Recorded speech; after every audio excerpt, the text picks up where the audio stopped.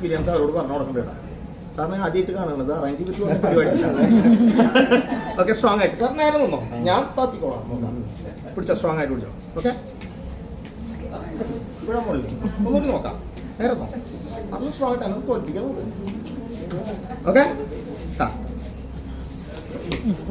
അല്ല ശരിയല്ലേ?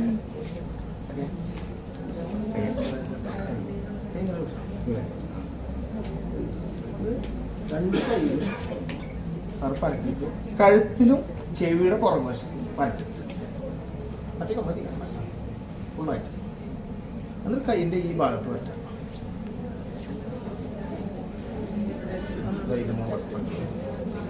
ഇത് എവിടെ പറ്റിയാലും ബ്ലഡിൽ കലർന്ന് തലച്ചോറ് വഴി ഹാർട്ടിലെത്തി ഫുൾ.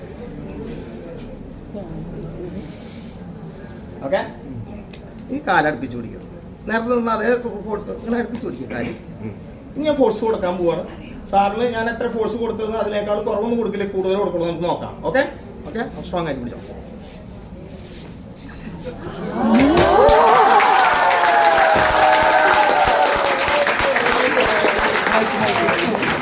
സാറ് പറയാം, ഞാൻ പറഞ്ഞത് ശരിയല്ലേ? സാറ് പറയണം അല്ലേ? നല്ല നല്ല മാറ്റം കേട്ടോ. ഒരു പഠനത്തിന് എത്ര ബോക്സ് വെച്ചിട്ട് പഠിക്കാൻ നമുക്ക് എത്ര ആണെന്ന് പറയാം.